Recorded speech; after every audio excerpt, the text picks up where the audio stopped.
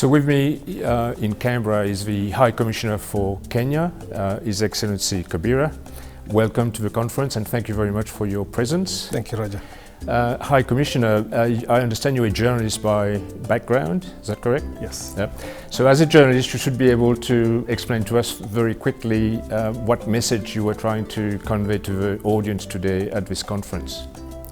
One, I think this is a great opportunity to showcase the kind of partnership that we can create between Australia and Africa to further the relations that we have between our two continents. Australia has been engaged in Africa for the last 50 years plus, and it's the high time we began re-engaging and establishing how do we provide partnerships that will shape the relations between Africa and Australia for the last 40 years. Africa is a continent of much promise. By the year 2050, we're going to have a population of up to 22.4 billion people, 2.9 billion by the year 2060. We're going to have a middle class of 1.1 billion people. Who is going to be trading with these people? What we're telling Australia, this is not the time to walk away from Africa. This is the time to engage with Africa and to create the partnerships that will determine and shape the relations for the next 40 years. And of course, Kenya is one of the leading countries in Africa, and it's a center for various United Nations organizations. How do you see Kenya helping Australia into Africa? Australia has had diplomatic relations with Kenya for the last 50 years. Kenya is this year marking 30 years since we opened our mission here in Canberra. This year provides us a great opportunity to try and see how more we can be engaged with Australia. We are looking at the areas of especially agriculture.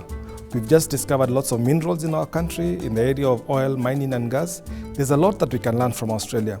Australia has had for the last 25 years a boom in mining. We want to see what are the benefits, what are the lessons that we can learn from Australia. I'm sure it's not all been smooth. There have been lots of lessons. There have been issues about taxation. There have been issues about value addition, exporting of raw materials. We want to learn from Australia. What is it that Australia did right that we can apply? What did they do wrong so that we can also learn from that? And as I said earlier, Australian companies have discovered minerals worth $5 trillion in the last 5 years. In Africa. And we are saying this is the time for Australia to engage. Australian individuals are stakeholders in these companies.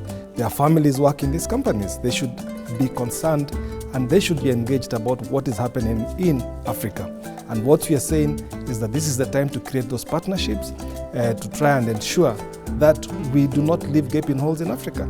How can we, for example, reclaim the land from mining to ensure that this goes back into agricultural production in terms of enhancing our food security? And again, this is a great area that we can learn from Australia. Thank you very much, High Commissioner. Thank you very much. Thank you for your presence.